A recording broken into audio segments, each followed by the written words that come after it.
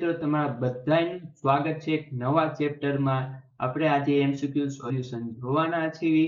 તો કે ક્યાંનું MCQ solution જોવાના છીએ? તો કે ધોરણ 10 કોમ્પ્યુટર ચેપ્ટર 9 એના એમસીક્યુ સોલ્યુશન જોવાના છીએ.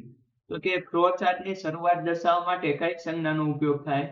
તો કે ઓપ્શન એ સ્ટાર્ટની આની સંજ્ઞાનો ઉપયોગ થાય. બીજો પ્રશ્ન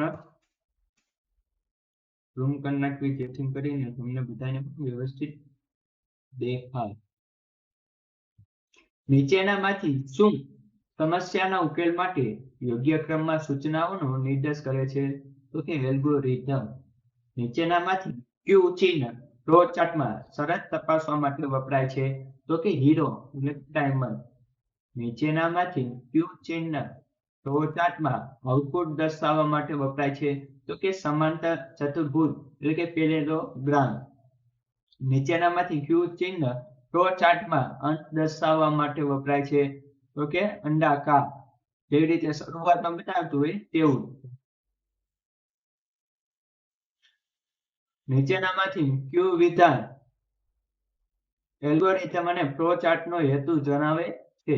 તો કે સમસ્યાને સંપૂર્ણપણે અને સ્પષ્ટપણે જણાવવી.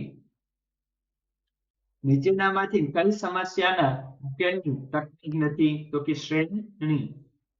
નીચેનામાંથી સમસ્યાના ઉકેલની ચિત્રાત્મક રજૂઆત કઈ છે? તો કે ફ્લો ચાર્ટ. ફ્લો ચાર્ટમાં તીરનું ચિહ્ન શું બતાવવા માટે વપરાય છે? તો કે કાર્યના પ્રવાહની દિશા. નીચેનામાંથી શું કોઈ પણ કાર્યનો મુખ્ય ભાગ એટલે કે કોર પાર્ટ છે? તો કે પ્રક્રિયા. નીચેનામાંથી કયું ચિહ્ન પ્રક્રિયા દર્શાવે છે? લંબચોરસ. નીચેનામાંથી ફ્લો ચાર્ટમાં જુદા જુદા અનુસંધાન ચિહ્નની જોડી માટે શું વપરાય છે? તો કે વર્તુળ.